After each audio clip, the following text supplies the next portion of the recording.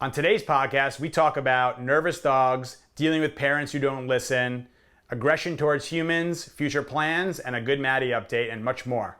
Hope you guys enjoy. What's going on, Pack? We are back with the Ask the Pack Leader show here in Hoboken, October 2, 2019.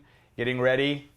We're ready to go. We're back in action here. We've been gone for quite some time for sure. If we go back and look at the last YouTube podcast, it's been some time, but we wanted to talk about why we've been gone, what's been going on with Maddie, what our future plans are, and then we'll get to a bunch of questions that you guys have asked me. We got a huge volume.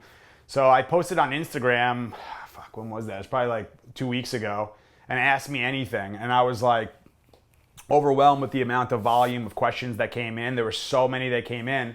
And as we're learning things and figuring out all these media platforms, I saw that after 24 hours, which is when a story lives, after 24 hours, that story disappeared. So all the questions that people asked, I answered as many as I could. I probably answered like 20 or 30 questions or something like that. But as soon as I answered all those questions, I didn't get a chance to get to the rest of them, and they all disappeared. So if you asked me a question originally, it was the one I think I was wearing the wetsuit in the pool when I was doing some swimming training, just a picture. If you ask me a question there and it wasn't answered, there's a story today that's on there, but if you're watching this a day later, it might not be there. So anytime you see me ask a question on Instagram, it says ask me anything or give me feedback, give me a question, that would be the time to write in there, and we're going to do a better job of storing all those, realizing that they're all going to leave and go somewhere else. So that's the best place to ask questions. So I'm either going to answer the questions on the Instagram stories or I will answer them live here on the podcast. And we may find other ways. Maybe we even do something where we were thinking about this idea too, when someone asks a question and it's like more of a loaded question, like a deeper question. Maybe we can do an Instagram live with that actual person and to go through it and do like a video call type situation. So you guys can also see kind of how I do a video call and the questions I'm asking, how am I assessing the situation. There's a lot of intelligence gathering during like the video call. Then we start coming up with some strategy things, and then we start finding out like more about the human and what they're going through, what they're dealing with, and then come up with the full blueprint of like what we're gonna do until we talk the next time. So that's another good one that we can do. So what we decided, Adam and I, was we talked about this recently, and you might have been hearing me talk about this 66-day thing recently. So there was a study that the University of London, I think it's University of London, did, where they basically described that doing something for 66 straight days, that after 66 straight days, on the 67th day, it actually becomes easier to do the new experience or habit, whatever you want to call it, after 66 days than it is to not do it. So I said, well, something I've been dying to do is like go like hard on the podcast and like get this information to people. And I enjoy doing it. I enjoy talking to everybody.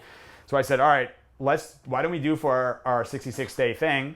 Let's do it for the podcast. I've been doing it, but I haven't been doing it fully. That's the problem. And that's why it's not totally like working or landing perfectly or sticking, of waking up at 5 a.m.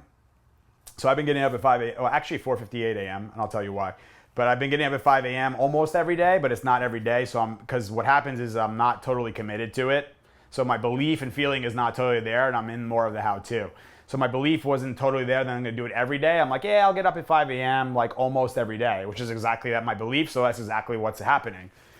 And I haven't totally committed to it. So what happens then, sometimes at night I'm staying up way later than I should, or I say, yeah. I say yes to an event that I probably shouldn't say yes to late at night and stuff like that. But that's my old subconscious being like, yeah, just go do that. Because that's off of what the new self, Steve, wants to be. The old self stays up late, gets up late. That's what I used to do years and years and years ago. But now I'm saying I'm going to get up at 5 a.m., really 4:58. And why do I pick 4:58? So I said I saw this whole thing going around about a 5 a.m. club and like all these people who are hyper performers and getting up early before the sun rises and getting up before everybody else. So I said, cool.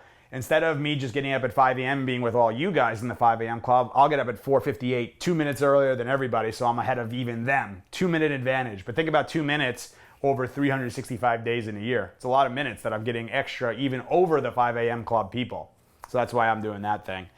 But yeah, so 66 days, you're going to be seeing this. I'm putting this on camera to hold myself accountable. Because if I didn't say that and we kept this behind the scenes, you guys would have just never known, and there would have been a day or two we skipped, and it would have been never known, and I wouldn't have been able to hold myself accountable. So I'm putting it on camera for the record, 66 straight days, to the point where I actually said to Adam yesterday, I said, even if there's a day that I'm feeling horribly sick, I'll come on here for 2 minutes and say, hey guys, I'm still committed to the podcast, but I'm feeling like shit, and I hope you guys are doing better, but I'm just not able to do a full podcast today, but I'll answer one question really quickly and then move and go back. So no matter what, I'm going to do these 66 days. I'm going to not let my subconscious mind, because the subconscious mind, what it's going to do, it's running a program that's happened from years and years ago that we learned in our childhood.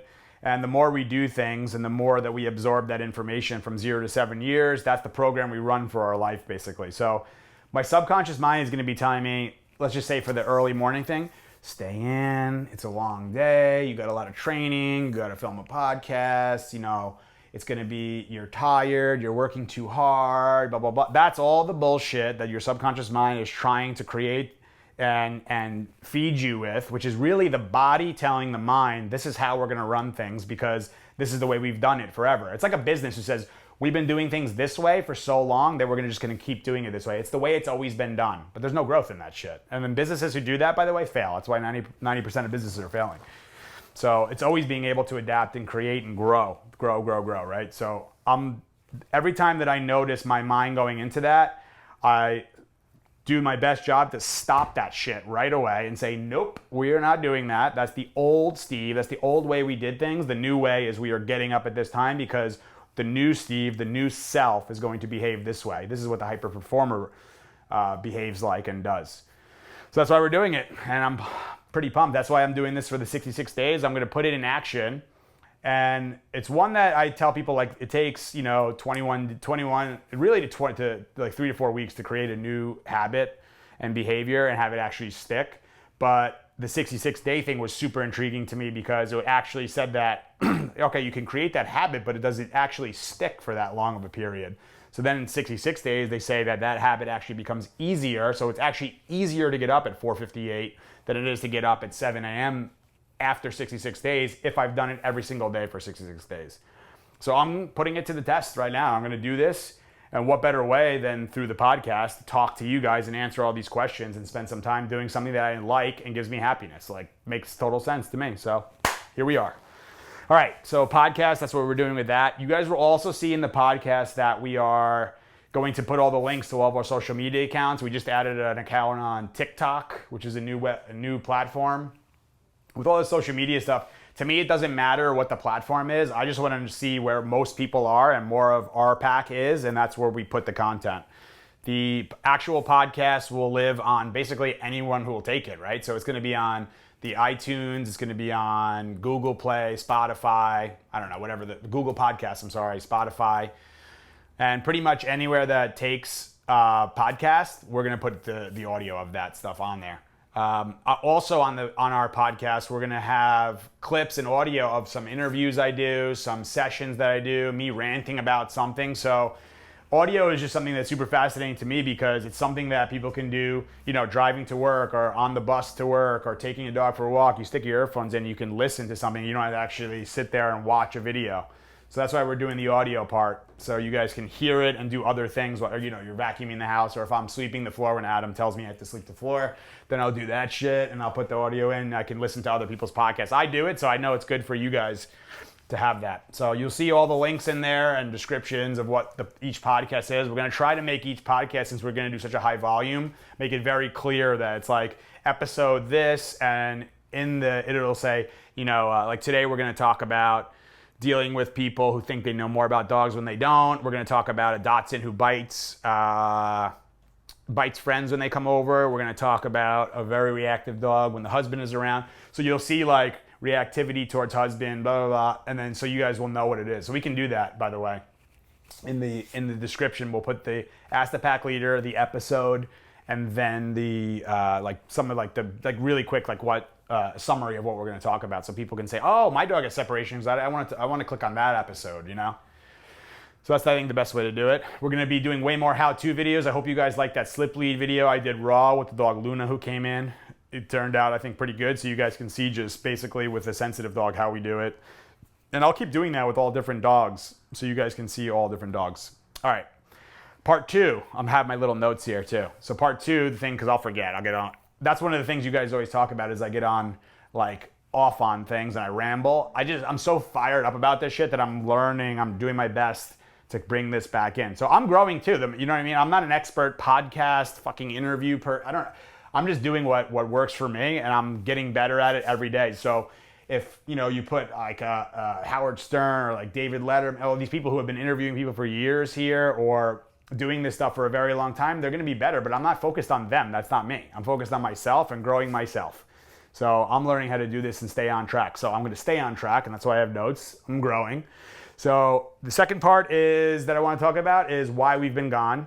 So a lot of things happening. So one thing is that I'm just going to announce it here. It has not totally official yet, but we're going to be moving, not really moving, we're actually adding on to our Hoboken location, an 8-acre ranch that's about 45 minutes outside of Hoboken, potentially even more because we're looking at some more acres around the property.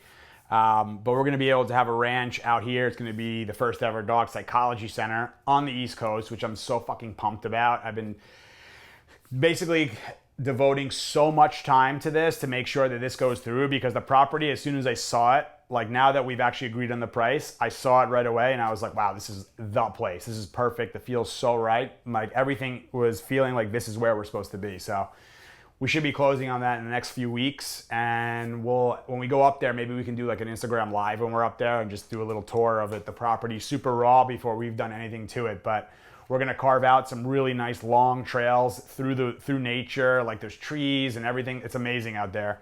The air is just beautiful. It's like you can notice the air as soon as you get there. It's like so clear and full of oxygen with all the trees and everything there. We're gonna put big outdoor dog parks, agility parks. We're gonna build buildings there where we'll have like, they're custom made to the way we do things with dogs and the way we keep dogs calm. And I have so much cool shit we're gonna do there. I'm like so excited, and I hope you guys are excited for it. It's gonna be amazing. So that's that's the next step. We'll keep you guys posted on how that's going. But as of now, everything's going to plan. It's with a mortgage and permits and all this crap. It's just, it's paperwork stuff. So anything can throw a curveball at this whole situation, but as of now, things are going well, so hopefully we'll have that. Next was the Maddie update. Maddie's doing great. She had her leg amputated. Damn, when was that? I don't even know how long ago that was. I'm so like off on time and stuff, but she's had that. It was definitely in the summer, early almost like spring, summer. So she had her back leg amputated. She's going through osteosarcoma, which is a bone cancer thing. The tumor in her back leg got big enough where it actually caused the pathological fracture in her leg, so we had to have her leg amputated. And the vets actually their recommendation was to put her down at that point, and I was just like, so maybe that's an option for you, but that's not for me right now, because her energy is like, wants to be alive. So anything that I made it very clear to the vets that anything that I'm doing for Maddie is not about like what's best for me, it's what's best for the dog. So a perfect example of that was when she got her leg amputated, they said, yeah, you can come and visit her. So the emotional and selfish side of me Cassie and I wanted to go visit Maddie. We were like, let's go see her. We should go see her. I miss her so much, blah, blah, blah. I hope she's doing good. But the instinctual, logical side of me said, but that's not really, and selfless side of me said, that's not the best for Maddie, because what are they going to do? We're going to get there. She's going through a recovery. They're going to have to get her all ready to come out of her kennel while she's resting, come see us, give her this false sense of that she's coming home with us, and now go back to your kennel. This is going to stress her out more.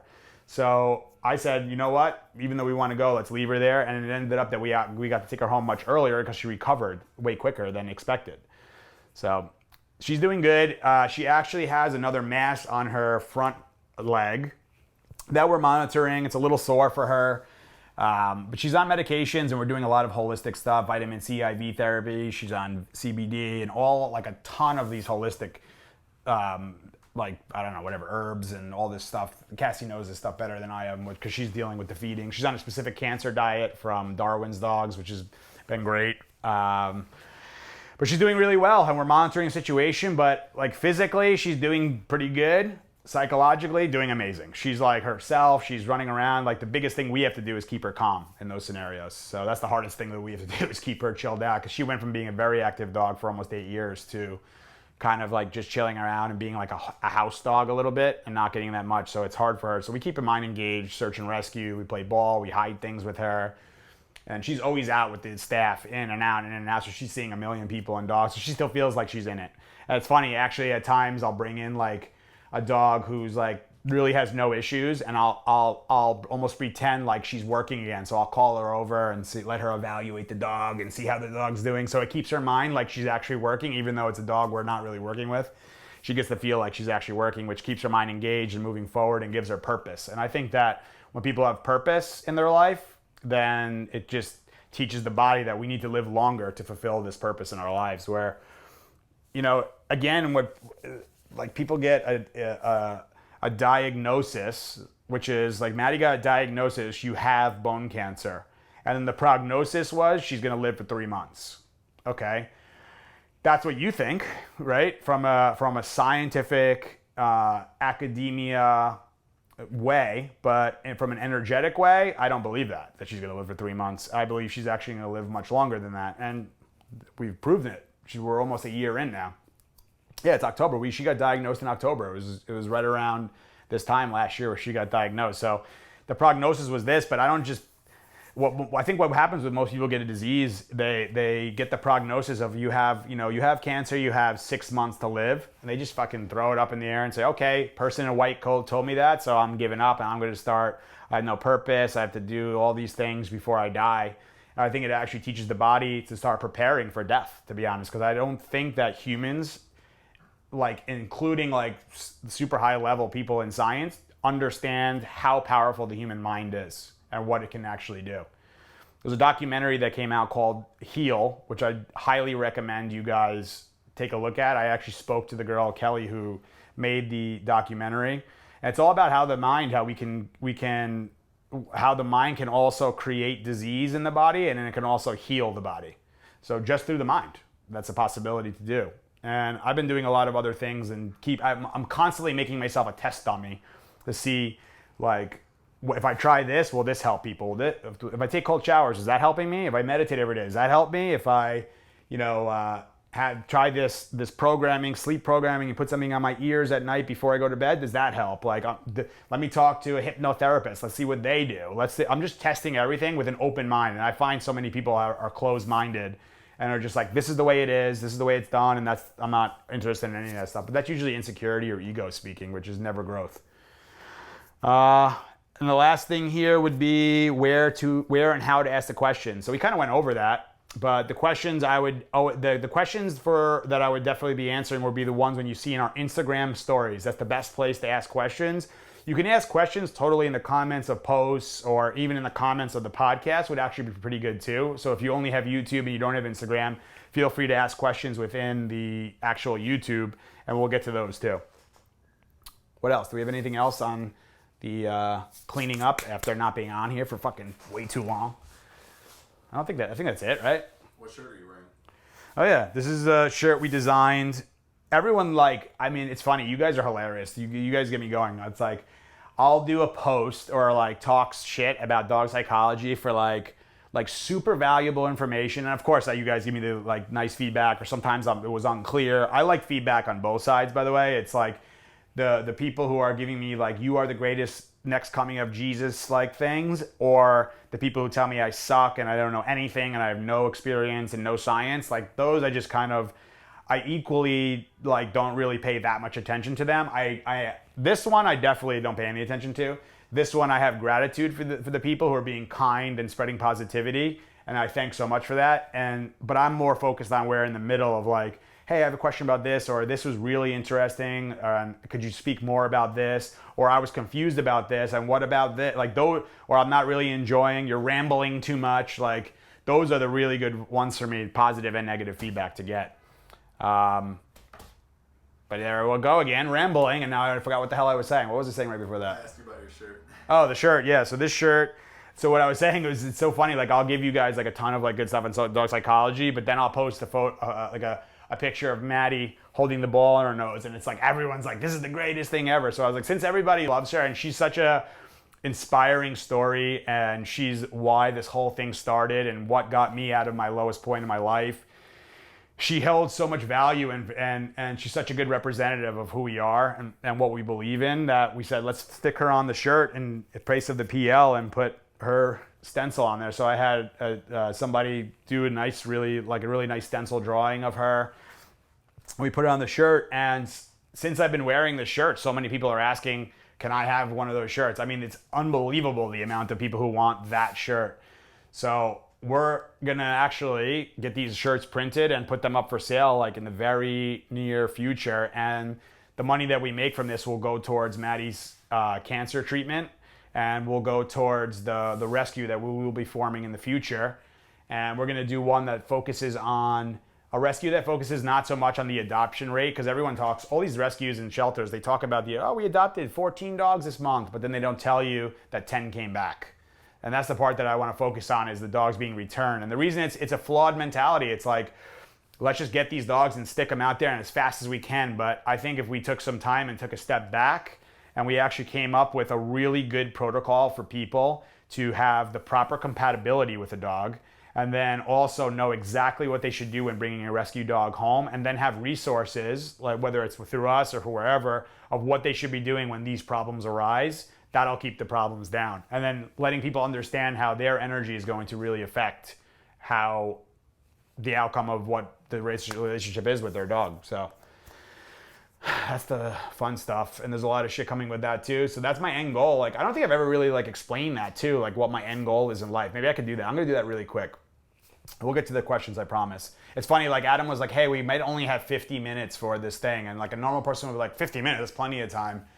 But I was like, because of the memory card. And then he told me like, oh, we have like an hour 40 now. And I was like, oh, good. But I shouldn't, let's try to keep it concise. All right, so my real goal is to really, in summary, make the world a better place for dogs and humans. And then in the byproduct of that will be all animals, right? So if I can, through dog psychology, what I've found to be the case through my clients is clients who, let's just say, I'll just give an example, who have anxiety. I have a client who has tons of anxiety. This is no specific person, just a client, has tons of anxiety. And sure enough, the dog is very excited or has anxiety, right? So a lot of people will not take the time to work on their own anxiety because they don't want to look at themselves. They don't want to go into dealing with what's blocking them and all that stuff.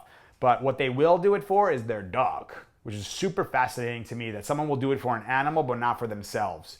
So I started saying, well, if people can then learn how to lead a dog, which is teaching calmness and confidence, how to love, how to have happiness, setting intention, attaching an emotionally charged feeling to that intention, following through, positivity, trust, respect, love. Like, those are such amazing qualities that dogs teach us. So if we can learn those through the dog, the byproduct is indirectly we're not even realizing that the human's not even realizing that they're actually growing themselves tremendously. And then they're learning what to do. And then by applying all this stuff with the dog, all right, here comes a dog coming. Usually I get freak out, but that's not the only place they freak out. They freak out in other areas. But this is now an opportunity to practice not freaking out because of a stimulus. And then I can stay calm. And that's the practice and that's the work. And it takes time, sometimes days, months, weeks, years, you know what I mean, to actually have the full growth or reach your full potential. But sometimes people have an expectation of, I want to grow and be the best like by tomorrow, but that's not reality. So they try for a day or two, maybe a week. Like, we had a client, and if you know who you are, I'm not talking shit about you, but I said, someone who was dealing with some anxiety and stuff like that, and she said, yeah, I've been trying meditating. I tried it for 5 days and it didn't work. So that's why I'm talking about this 66-day thing. So I told her, well, now you got 66 days to do it. And the beginning will be the destruction phase where you're like destroying this old habit. Then it's going to be messy, and there's going to be days where I don't want to do this shit, or I'm tired and it's not working. That's the one where the willpower, which is your conscious mind, will observe the subconscious doing bullshit and override that. That's your mind overriding your body and the habits of the body. And then after that, it starts becoming the real practice and repetitions of hammering that thing home. And then after 66 days, that shit is in there. And then it becomes much easier to meditate every day. And then now you do that with another thing in your life. Well, I want to start getting up early. Bam, 66 days of that. Now I want to start eating much healthier. Boom, 66 days of that. Now, I found that to be the people who are the most hyper successful people are the ones doing that. It's almost like you're downloading a program that you need. You make sure there's no viruses in it. There's going to be the connection speed goes off, or it gets slow, or it gets disconnected, but you don't give up and you follow it all the way through, and then bam, I got that downloaded. Great. And now I'm just managing it to make sure it's still there. It's easy at that point, and then you do the next one and the next one and the next one. So we'll post some more stuff about that 66 days and like all that stuff, and 30 days and habits. It's a bunch of human psychology stuff and studies that have been done, but I think it's fascinating. That's it, right? So t-shirts will be for sale. Oh, and the slip leads. So many people are asking about slip leads. I don't know if we have a question on that shit, but I saw one question about the slip lead, and every time I post anything on slip lead, people say, where can I get a slip lead? Awesome news. I finally, after years upon years upon years of dealing with rope manufacturers, people with, what do you even call them? Like the actual pieces to a leash. I don't even know. The hardware to the leashes, what I want, the length, the feeling of the leash, like just the diameter, all these stuff. I couldn't believe how hard it was to find someone in America, and China even. I was like messing with China internationally. We had people going like, sending us tons of stuff, and sending like people we're working with all these like, different prototypes and models, and just nothing I felt was good enough for us and for you guys. So luckily, as of now, I've found somebody who I think we might have a winner out of a rope, and I'm actually gonna probably grab like a few hundred leashes and just do a limited like trial thing with you guys, and I'll do it for a much cheaper cost than we'll end up actually selling the leash for, and see what you guys think so we can get some good feedback from you guys. So I'll give it at a rate like basically what we get it for, and see how you guys like the leash, and we'll get the feedback. If it all goes well, then we'll just continue to improve that leash, and then we'll all have an amazing slip lead. So I don't want to sell you guys shit, to be honest, but I gotta be able to survive here too. So I've taken so much time, and I want to do whatever. I'm doing things that you guys are asking me. So people are asking, we want these shirts, we want these shirts, we want these shirts. Good, I'll give you the shirts. We want leashes, we want leashes, we want leashes.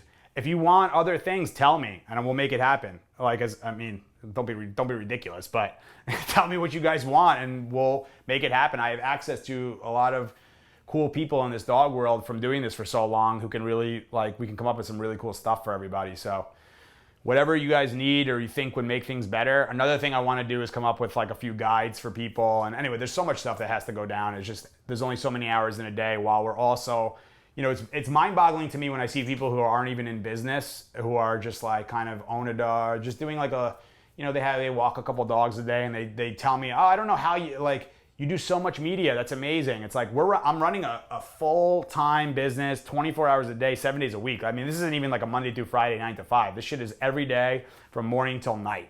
I mean, and through the night, because I have dogs who stay with us. So this is 24 hours a day, and we're still making this stuff happen. So it's another way for me to like break all the bullshit thoughts of people who say like, oh, I don't have enough time and blah, blah, blah. How the fuck do I have enough time to do this? I really shouldn't have enough time to do this, but we figure it out and make it happen. Why? Because the belief is we are going to do the podcast now, and it's definitely going to happen no matter what gets in our way. He's nodding his head, by the way, while I'm saying this. And then the execution of how we're going to do it, it might be a little messy. Today was messy. We started an hour and a half after because we had to set up the whole room. We haven't done this in a while. We had to get the audio correct. The dogs came back and they were making a lot of noise. We had to like tell people to just be a little bit more quiet. But the reality is, this is a real life situation of dogs in and out, and this is how it goes. I want to be authentic and show you guys, listen, we're filming this podcast in my second bedroom of my house. It's a 2-bedroom house. This is where we're filming it. This room has dog kennels in it, has treadmills in it, has a bike in it, it has gear in it, it has Adam edits in here. There's, where we have meetings in here. We're doing a million things in one place, so we're making the most of what we have instead of making excuses of why we can't do a podcast. Just make it happen. We just got to fucking do it. Why? Because the belief is there. Execution becomes easy once the belief is like, boom, hammered down. So, all right. Next, let's go to the questions, I guess, right?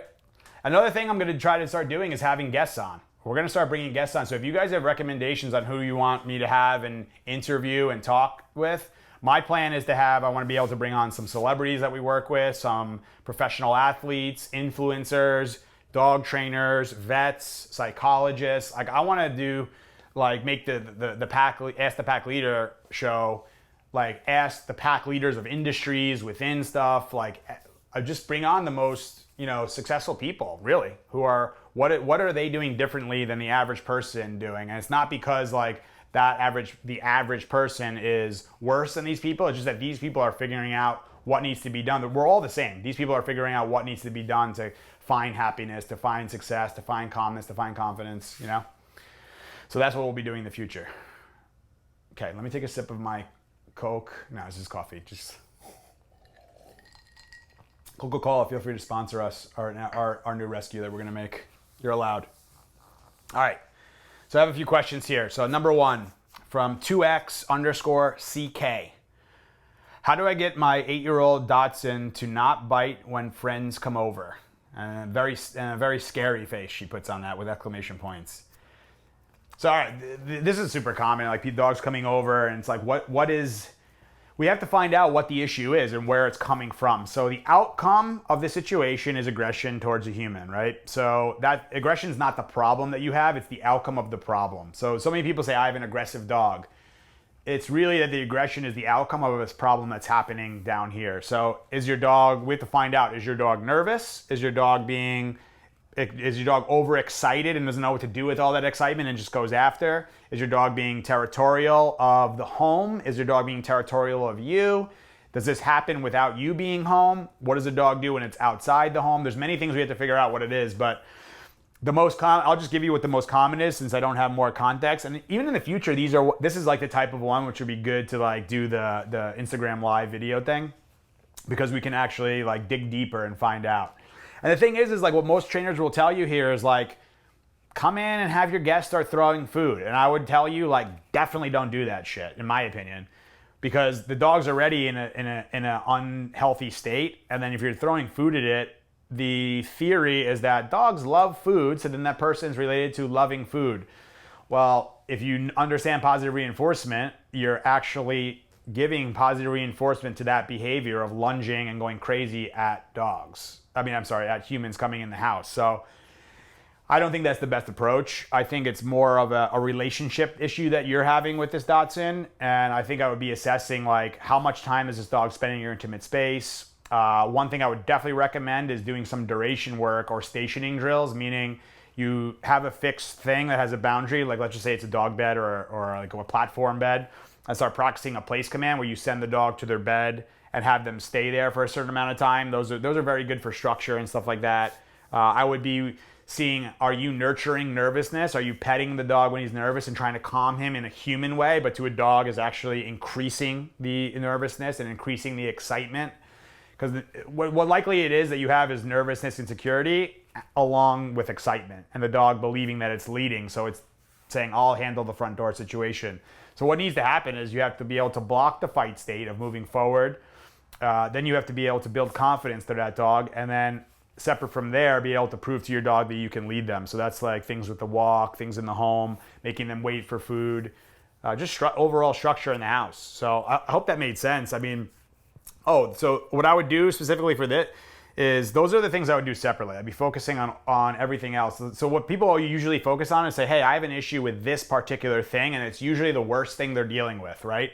So the worst thing this person's likely dealing with is the dog lunging at people at the front door. How do I deal with that?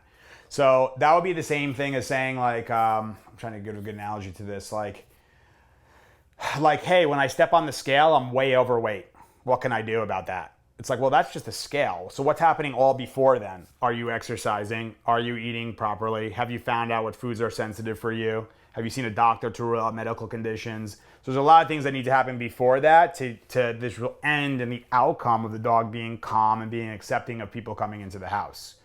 So I would be assessing all that stuff, never nurturing excitement, nurturing calmness, petting calmness in moderation if you have a relationship issue.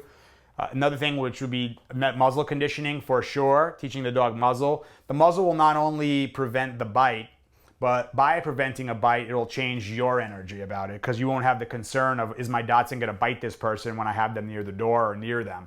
So that'll actually change your energy to feel more confident because you know that the outcome of a big bite or injury is gone now. So it's like, we can, let's push this a little bit. Like, hey, no. So it's going to make you feel better. Leash for sure. So you have access to the dog. So if she or he starts to run to the door to lunge, you stay there, block it, bring the dog back, and let them go through their whole thing and then settle all the way down. Then you may not even introduce them to the person, but if they calm all the way down, you could teach them how to smell the person. And that can change in the moment. It could mean that the dog smells the person and says, I don't know this person, so I'm going to go after them. But that's an opportunity within that mistake, and plus you have the muzzle to block a bite, to correct and say no, and not change your energy to panic, excitement. And that's when we get into the reaction to the reaction. A lot of people, the dog goes crazy and then they join in unknowingly. So the dog is losing their mind and they say, stop, no, come here, sit down, relax, it's okay, no. But the dog is the one who created all that excitement, and the human joined in excitement and is trying to calm a dog down through excitement, which doesn't work. So to be able to calm a dog down, or influence a dog, you have to have leadership and you have to be in a calm state. To achieve calmness in something else, you have to be calm yourself. So for not knowing the full details, those are things I would do: is definitely muzzle, definitely put a leash, increase exercise, structured exercise dramatically to get rid of all this unwanted energy. You got to have practice experiences of friends and family coming over who will help you with this stuff. And the whole goal of that experience in those moments is to actually help the dog get through that experience. Yeah, that's really it. And maybe we can do one more in depth on it, because there's so many people, I get so many messages like that, but they can be from very different things. I'm like, is it a dog who's super territorial of the house and you take it out of the house? There's no issues. Is it based on the owner? Is it based on insecurity? Like, we have to find out what the real deal is with it. So I hope that helped. Number 2, we have Pantea.mahjoub. I'm not even gonna try. My dog is very reactive when my husband is around. I wonder why he acts like that. All right, so for that one, I'm not sure if you mean that your dog is reactive towards your husband, or is your dog reactive to other things when your husband is around. So we should bring Charlie up here for this one, actually. Let me see if I can grab her real quick. Hold on. Sorry, guys. Can someone grab me Charlie?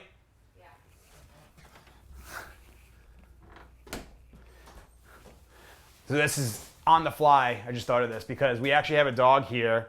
First, I'll talk about if it's only when your husband is around. If it's just when your husband is around, that means for some reason that your dog is believing that it should, it needs to possess or protect him for whatever reason. So that could mean that he's been nurturing the dog in insecurity, or he's the one who represents a ton of excitement, so the dog's reacting. But the other side of it can be a dog who's actually doing it towards the husband, if that's what you mean too. So does it mean that when your husband's around, it's reactive towards your husband? We actually have a French Bulldog who's just like that right now. So I have somebody grabbing this dog so we can actually see this dog, and you'll see that the dog itself is actually a little bit of a nervous dog. She might not be as nervous now because she's been here for a little bit, and we've been helping building her up. Yeah, bring her. There. Yeah, she's behaving a little nervous here. This is good. Hi, Charlie girl. Okay, I got it. I'll call you for the end of this thing. Cool. Okay, come here, girl. All right. So this is Charlie. You guys see her in here? See her good? I'll put her on here. Let's see if she goes on. Look at how she behaves. See all this, like the back like this, and the nails are all tight and stuff. She doesn't know what to do right here. Look at her. Look at her. So this dog is controlling that house, and every single day that the husband arrives home from work, gets up to go to the bathroom and comes back into the room, this dog full out loses her mind and goes after the guy. So people would say, well, how do I deal with the aggression? Well, what's underneath this dog's aggression is this part that you're seeing. So look, it's coming up now as she becomes here more in here. But this is what we have to deal with is look, barely even touching. What is that? What is that? So very sensitive to, look at that. So this is one you can tell right away is physically sensitive. Someone asked me that recently, like, what is physically sensitive? Charlie, come here, girl. She's gonna go away. You can't go away. Yep, this is part of it. So this panic kind of behavior, I'm gonna put her down here because she's nervous on there right now. So the panicked behavior about that, the panic behavior she's doing here is what the actual source of the aggression that she's having towards the husband. So what happened was the owner got this dog at 6 months old from a breeder, and the breeder said that she's a good dog. She just didn't get adopted, which I don't know how truthful that actually is. It could be that she actually went to a family and then came back. Who knows what the deal is? But it was a situation where the owner got the dog and she saw this dog first, which is like the nervous and I'm shy and I'm sensitive and I don't know what to do. So what did she do? My baby, it's okay. Stay with me. You know what I mean? So she did all that stuff. So the dog then says, okay, so what you represent is you're my link. You agree with my nervousness. So now let's form a pack together, right? And as this dog, the bulldog, by the way, started getting older, she started saying, all right, so me and you, Mom, are team nervous, right? And since you've done all this nurturing thing, because a leader would never do this to me in the dog world, and a leader would never pet me and feel sorry for me and hug me and hold me and say, it's okay, baby, and all that. They would never do that. So Charlie learned from the female owner she's not a leader. So it's like, that's not a leader. So since you're not the leader, me and you, who leads the two of us, of our nervous little pack? And Charlie said, well, you did all the things to be a follower, so clearly I'll take the lead on this scenario. So I'll take control of everything. So now you bring in the husband or the boyfriend. He comes into the picture and now he's a threat, right? So now he starts going near the girlfriend and Charlie says, that can't be. I control this pack, so I need to keep you away. And then likely what happened was the husband or the boyfriend, I'm not sure what it is, but the male in the picture was probably either nervous about it or was too much with it and telling her, get away, or yelling at her. So that just verified for her, you are definitely a threat that I have to go after. And then these things just snowball and it gets worse and worse and worse to the point where they need the detachment from the home and the dog needs to come here. And what we're working on with her is honestly building confidence. She's doing amazing, like so much better. So this dog that you're seeing right here is actually much better than the dog that we got in. The dog when she came in was oh my God, like where is it? What is all this? What's this? So she's actually a super soft dog and is reacting and using aggression out of panic, out of pure panic.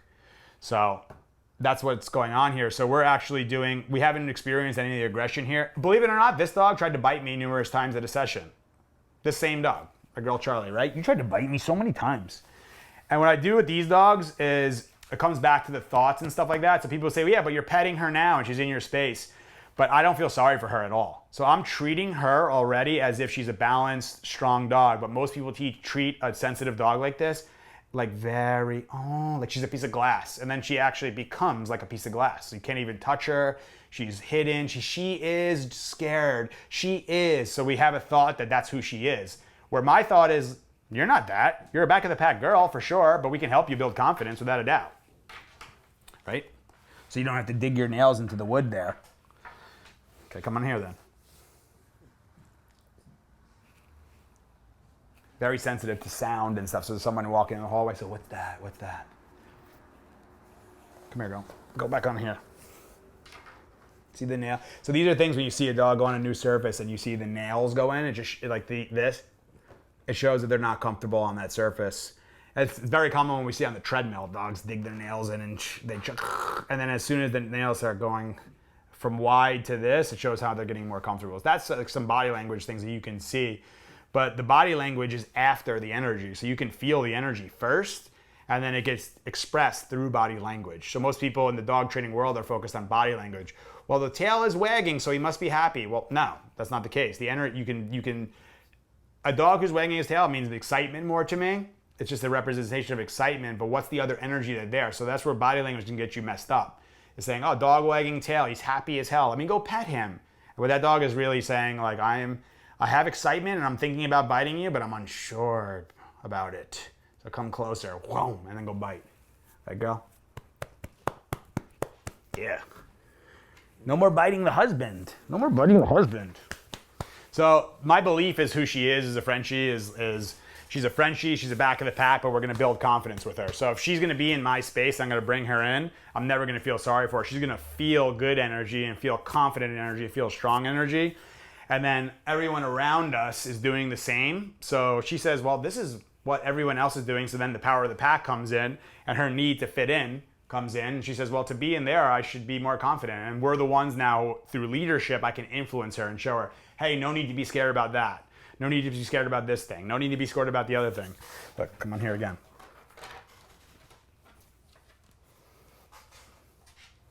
Nope.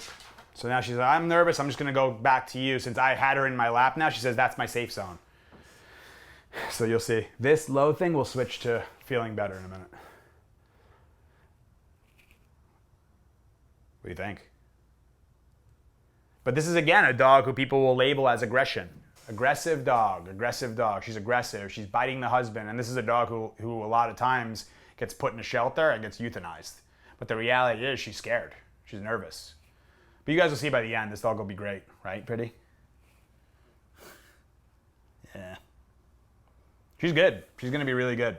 So this is one who came in. She came in like a week or two ago. And she's here for, I think, like 5 or 6 weeks to help her with this stuff. She'll be better. There's a little bit of shaking happening here too. But most people see the shaking, they say they start feeling bad right away. They say, oh, we have to stop the whole drill because she's feeling bad. I'm like, why don't you just let her eyes are getting more, yeah, you're getting more relaxed now. So you have to let them go through this thing too. But if you go through it feeling, the rescue world, what they do when they see a dog like this, they right away bring it in. And people bringing a dog home from rescue, they right away bring it into their intimate space and feel sorry for her. So the dog says, oh, so you're an enabler of my nervousness. Got it. So me and you, let's be nervous together. But then it traps the dog in that state, in my opinion. So someone like me would be looked at as like, you're so mean because you don't feel bad for these dogs. Away from the dog, of course I feel bad for her, but that she's going through this shit or has to feel like that. But anytime wasted feeling sorry for it or patting it and you poor little thing and all that. Look, she's looking for an out now. Nope. So I have to do that calmly as well. Nope. But that's what she's always done. But I will then, look at the head coming up now. Remember I said it would start coming up and she wouldn't go from this. She started becoming more, feeling better about herself the longer she was here. But we have to believe that she can do it. So that's what I'm saying. My thought is, no, girl, you're actually a confident French Bulldog. You're going to get there. You're just not there yet. The body's not expressing it. It hasn't caught up to the mind just yet. But we're going to create you to be that. And she's going to be that for sure. Way more. I mean, she already is. She walks with dogs every day. She's meeting 1 million people. She's, behaving in her kennel at night. This is just a new experience for her. Standing on a wood table in a room. Why is everybody looking at me kind of thing. And hearing people go in and out. But this is a good experience for her to go through, right, pretty? It's hard. Like, as a human, we're almost hardwired to detect cuteness, by the way. And that's the thing why a lot of people are failing with dogs is that, can I detect and am I feeling the cuteness of this freaking Frenchie right now? Holy shit, yes. But through my understanding and wisdom of dog psychology, I understand that treating her as a cute little doggy is not going to be helpful for her in her life. I have to treat her as a dog. I have to treat her as and be there for her and be a leader for her and show her how to navigate this crazy human world and how to be here and how to live. Can't feel sorry for you, pretty. But it makes sense why we would be hardwired for cuteness, right? Because babies, puppies are cute. So think about if like people didn't think infants and stuff were cute. We would be like, I don't give a shit about that kid. Get him out of my face. That wouldn't be very good for survival and for the growth of a species. So we're made to see them and say, oh, be very soft and gentle around them and but we're doing it as a human, right? So human psychology tells us to see the little cute baby and hold them in our arms because that kid won't even be walking till like a year and a half or whatever it is. These dogs are walking immediately when they come out. And by 6 months, picture a 6-month-old kid versus a 6-month-old dog. I think she's like not even a year yet. So she's not even a year old, right? And now imagine a 1-year-old kid in here. It's very different. She's already way far advanced. She's like a 7-year-old kid right now almost, From here right now, her eyes are going like this. Like she's starting to relax, which is really good. So she's going through it. This is what people don't want the dog to go through because they feel so sorry for her. But I'm thinking about what happens after this part when the shaking goes away and the head's starting to come up more now. And I'm petting her and she's not getting like this when I'm petting her. Yeah. Another one for the nervous ones too is the pet underneath. Because if I pet on top, I can also look at how it brings the head down. Instead, I want to bring, beat the head up and be proud, like a proud girl. Yeah, you're a big girl. That's another one. Sometimes she has no tail, but I would bring the tail out. It's like telling a person to put your chest out a little bit more. Put your shoulders back and head up and chest back. Just that physical change actually it can influence the mind to feel more confident. It releases more testosterone in the body. Good job, girl. We'll keep her we'll do one more question and we'll just keep her here because she's doing so good. We'll let her go through this part. You're our assistant for being back on the podcast, Shaky. Number 3, do you ever have to deal with people who think they know more about dogs when they don't? That's a funny one. Yes, for sure.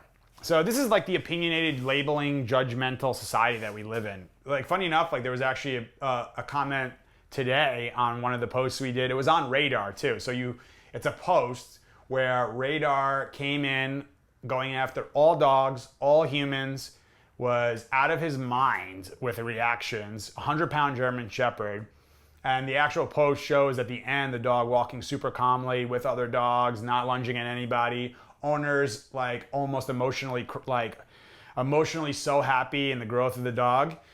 And someone decides to come in and tell why all of Cesar Millan methods are aggressive and fear-based and don't work, and we need to educate ourselves and blah blah blah. So that's the fun of social media era, because I would say that it's an extremely high probability if that person saw me or Caesar or someone working with the dogs, they wouldn't say a word to us in person when actually confronted about, hey, so what did you have to say about that? Because it's easy to put a post and hide behind a screen and say all that stuff. So I do a little bit of intel gathering, and I'll like go see who am I talking. First of all, the assessment that I do right away is I say, is this a human who is actually open-minded and willing to learn and have a constructive conversation about dogs and stuff like that? Or is this someone who's just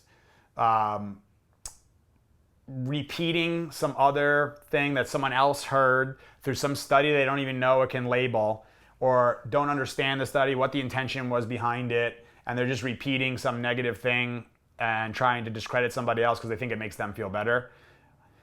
Number 1, I actually wrote in there, I said that like one thing to work on would be communication skills and persuasion, because when you're communicating with somebody and someone has a certain belief system, if you go right in and tell them right away, you're wrong, you suck, you have no education, do it my way, good luck with that persuasion method. And you see it in politics on both sides, by the way. You see it in politics where people are screaming and yelling. They don't want to have a conversation. They scream about, screw this, screw that. I don't believe in this. I do believe in this. And then you say, so what is it that you really believe in? They're like, when you actually go into the depth of it, they actually don't even know what they're screaming and yelling about. They're actually just being enabled to scream and yell and join another group of people who are unhappy, who are unsure of what to do, and just saying, I don't know, I want to belong to a group. So then they belong to a group, and then they go attack something that they don't even know what it is, but at least they belong to a group, which, by the way, is a pack mentality. They want to join into a pack who all is like-minded. And this is, again, a product of social media era, because think about it. This thing on Facebook and all that stuff is made to show you and keep you on there longer. So it's made to show you things that are in similar interests of you. So if I click only on positive training, I love this, I love this, I love this, I love this, Facebook's going to start showing you more of that stuff, to the point where when these people who live kind of like in their homes or don't really do much socialization, or they're just hearing their own stuff, they actually start believing through their newsfeed, they're scrolling through, it's like, yeah, everyone believes the same thing as me. Everyone's the same as me. And then all of a sudden someone will send like my post and they'll say, wow, what an outsider. This guy has no idea what he's talking about. Let's attack him. And then they realize, oh wait, there's a shitload of people who actually do understand, and there's a shitload of people who have actually gotten so much benefit out of learning the Mother Nature way, and learning about energy, and learning about what it takes. Because if people would actually take enough time to hear what we're doing, they would actually understand it. But if you come in with a closed mind, it's closed-minded versus open-minded. Think about it. It's just, if I'm open-minded, I am probably the most open-minded person you'll hear or see.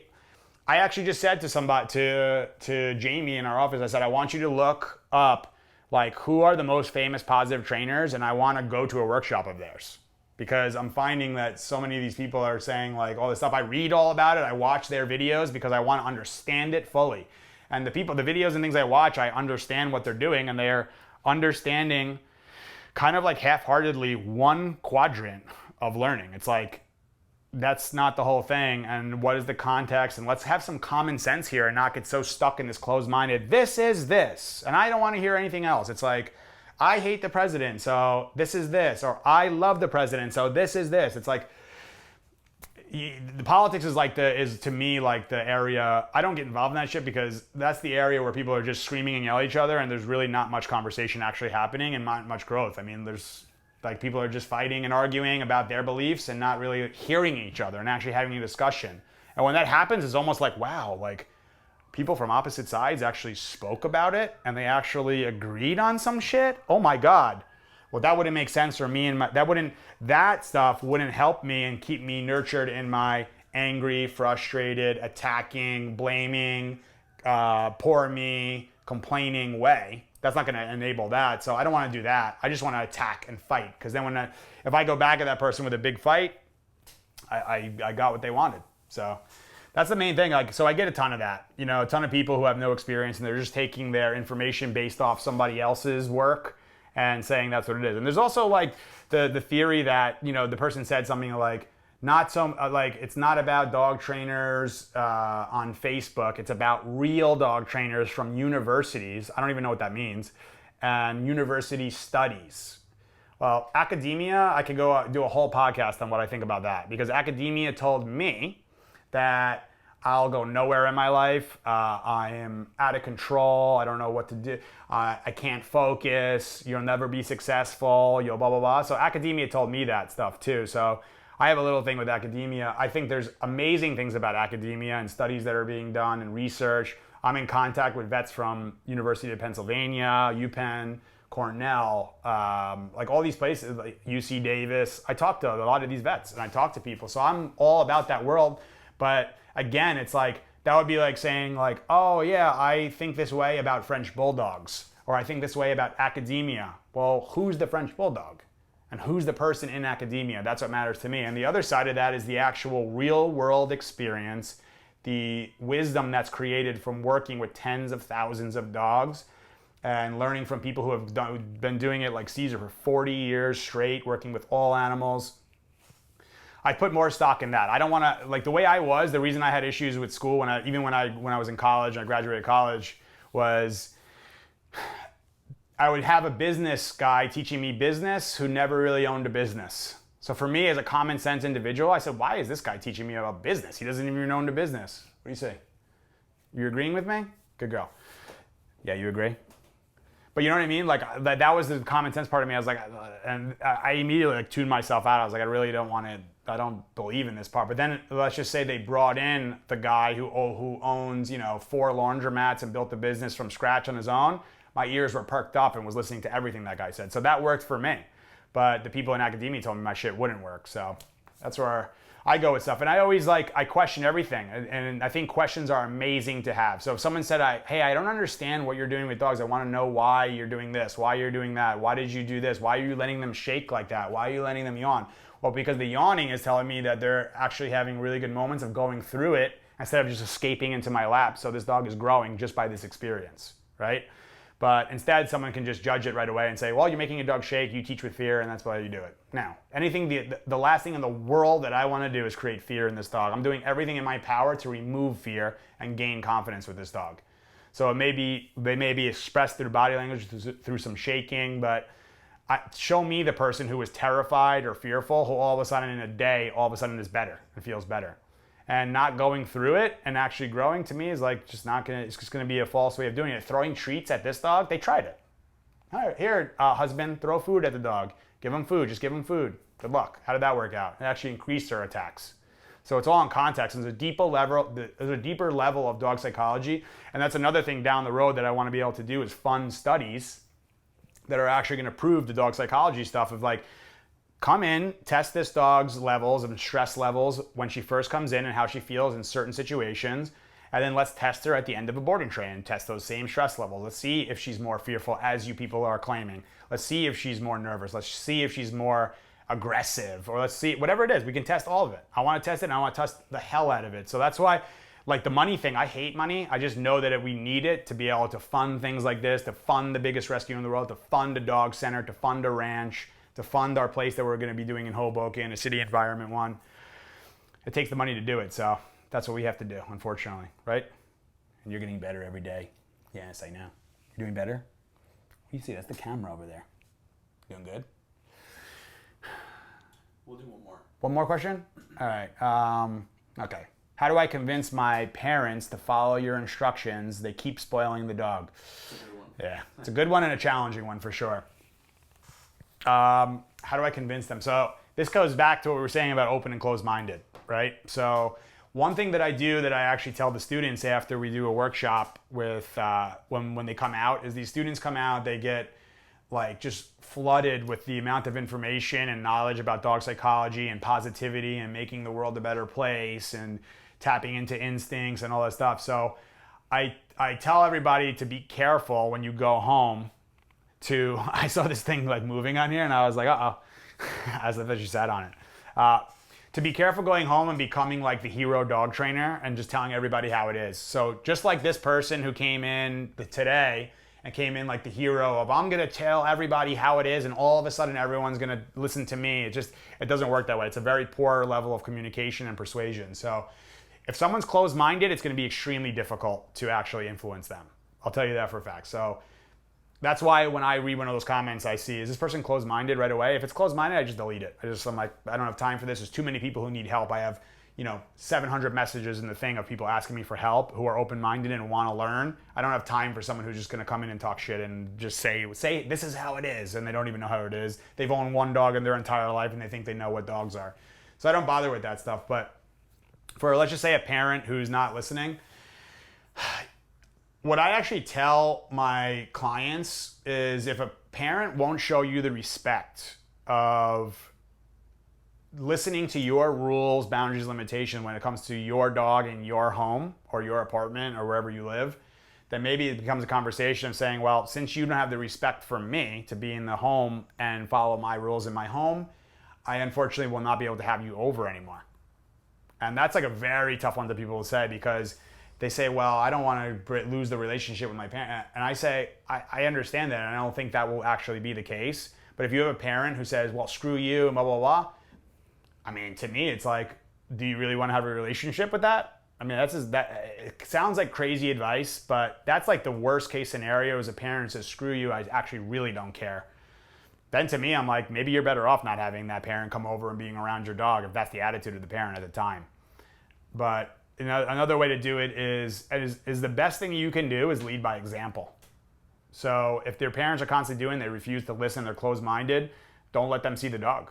Sounds like a crazy advice, but I really wouldn't do that. I had to do that with my parents at times where my dad's like a high energy guy like me and likes fun, always excitement thing. And he'll come in and he used to get my dog Maddie. You guys know Maddie. He used to get her crazy coming in. Hey, what's up, girl? And all that stuff. And to the point where I had to have a serious conversation with him and tell him, dude, when you guys come in, can't be doing this thing because I have clients coming in. It's affecting the dog. She's be reacting. And if you guys are going to watch her, I need you to address her when she's barking. I need you to address her when she gets too excited. I need you to follow the same protocol that I do. If not, I appreciate you watching her, but I'll just have somebody else watch her. And I know how much they love her. Everybody loves Maddie. So I knew that was a strategy to get them to understand and just realize this seriousness of what I was saying to gain that respect. And you got to remember also to take it easy on parents too in a way, because while we're viewing them, like for myself, I'm viewing my parents. I'm a 37-year-old adult male with my own business, taking care of myself. And I have another adult telling me how to do things and disregarding my rules in my house and stuff like that. But we got to remember that as humans, past, present, future, they have such a memory of us in the past have such a memory of us being in the past young kids who they had to teach and show the world and do all that stuff. So we got to remember that part too. And maybe that's it's a communication way of building rapport and a way of saying, listen, like, I feel you. I understand where you're coming from. And I understand what you're doing. Again, to that person, I understand what you're trying to do. I just think there's a better way. Awesome. I will talk to that person all day long. But just saying like, screw you, that's not the way. Or, hey mom, you're not allowed over anymore, without letting them understand why or validating their feelings towards it, to me is not the best approach. So my recommendation would be to have a serious conversation with them and just say, like, listen, this is really affecting my dog, and I feel like you guys don't have the respect that I actually am deserving of. Where are you going?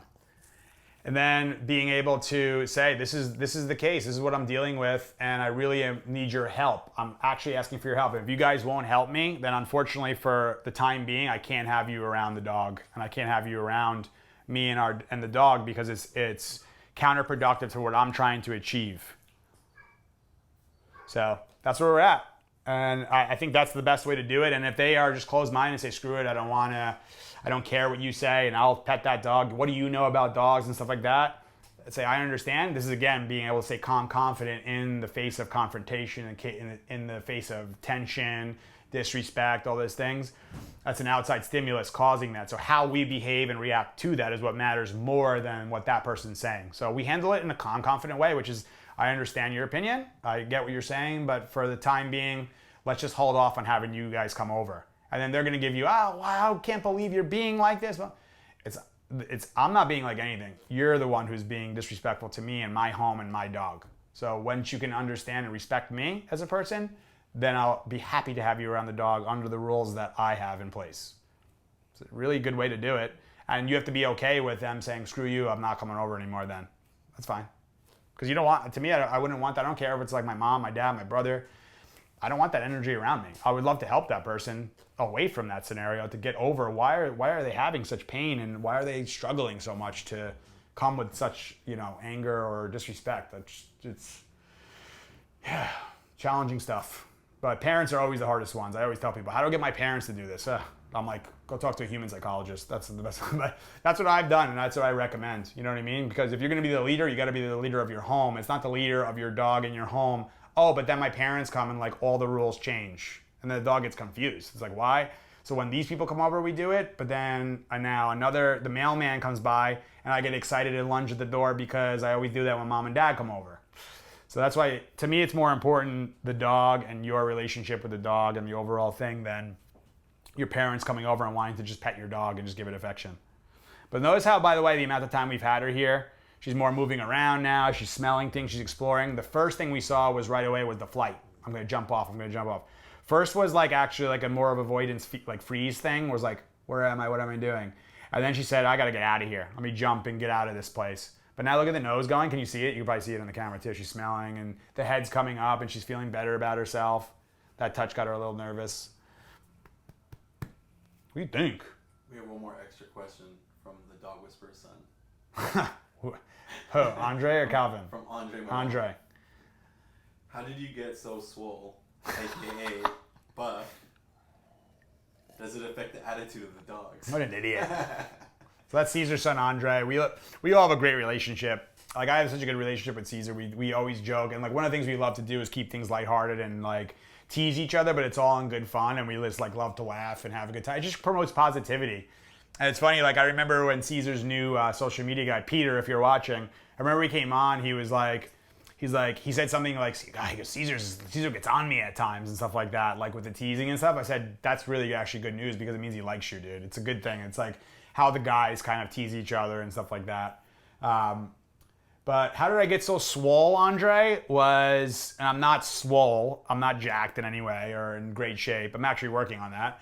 But it's been an ongoing health journey of mine. But get in the gym, lift weights, commit to 5 days a week, get some cardio in, eat healthy, do some intermittent fasting, learn about your gut, learn about probiotics, learn about what foods are sensitive to you and what foods are not. If someone says gluten-free, it's well, maybe for them, but may not be for you. Or someone says vegan, maybe for them, but not for you. Or someone, you know what I mean? So you have to find out individually, just like we work with dogs individually and what works for them individually. I think your health and your workouts and your nutrition and how you eat is all individual as well. We all come from, my family comes from an immigrant family. We all come from different parts of the world, and this is a melting pot. America's a melting pot. So our ancestors ate. My ancestors definitely ate a different way than Adam's ancestors ate, in Mexico, mine in Italy and Switzerland. They ate differently. They just ate differently. They did different things. They grew up in a different environment, different air, different soil, different everything. So I think it's a matter of figuring out what foods work for yourself, understanding your gut, and just really getting your workouts in. Just getting workouts in and committing. Do the 66-day thing. You know what I mean? Just say, I'm just going to do some form of exercise for 66 days, every day, even if it's for 5 minutes. I'm going to do jumping jacks for 5 minutes. You got something in. And I do a ton of walking. The amount of walking we do here is like, the guys laugh, the guys who work here, they do their miles, like 32,700 steps today. It's like, holy shit, like we're walking miles upon miles upon miles. And I think walking is so underrated as exercise. I think it's one of the most healthy things that we can do. And I think it's actually an instinctual need of a human to walk, because we did tons of walking and migrating, including what dogs did. So what better way than me to join with a dog and say, hey, let's fulfill both of the need of what we have. And let's go for a nice long journey together, which I'll lead and you'll follow calmly and enjoy. And we'll have a great relationship doing it. So day 1 down of 66, 65 to go. We got 1 down, but we're gonna do this every day. We are committed to it, and it is what it is. We're gonna talk. I'll talk about. I think it'll be good to talk about the 66-day journey as we go too, and saying today I really didn't want to do it, but I'm fighting it. I got conscious mind, understanding some kind, and we can go through that whole thing. We'll bring more dogs on too, because people said about dogs, and you got to see right here in the last whatever it's been, like 20 minutes or something, her switching.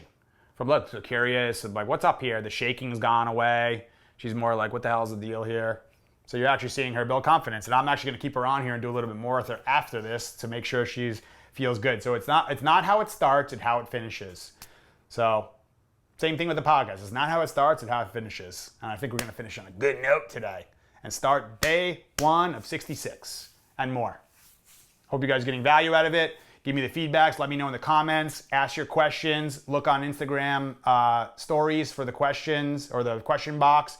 Anything. Ask me about my things personally. Ask me about, dogs. Ask me about college, playing sports, like whatever you guys want to know about me or dogs or life or things that I've studied or what my resources are, what I do in the day, anything. I wanted to get you to know you guys, and I want you guys to know me, like the real, true, authentic side. And the last thing I want to say, Adam's telling me to wrap it up, but the last thing I wanted to say was someone asked me about the cursing thing, and just to clear the air on that, listen, I grew up in New York area. I grew up playing sports and baseball and hockey. There's a lot of cursing that goes on there. I grew up in the construction industry, which is a freaking sewer mouth industry of cursing and stuff like that. And it's just who I am. It's my authentic self. Like when something comes to my mind and I'm like, I don't think of like, I care about this dog. I'm like, I care about this fucking dog a lot. Like that's what comes to me, and that's what's feeling in me, and that's how it's being expressed. So I understand that language can rub people the wrong way, but I just made the decision that I'm gonna give you guys 100% of who I truly am and not be trying to filter my language to give you 80% or a little bit of a faker version of me. I am fully aware of the ramifications of people. I'll probably have less followers, I'll probably get less comments, probably get less sponsorships and likes. That's fine. It means more to me to be authentic and 100% than to give you guys the fake version. These guys appreciate it too. Don't you, Charlie girl? You have a good podcast. This is your first podcast. 1 of 66. We're going to show you on here more often, Frenchie. All right, guys. Have an amazing day. Stay tuned for more podcasts. Ask your questions. Love you guys. Be good. See you guys soon.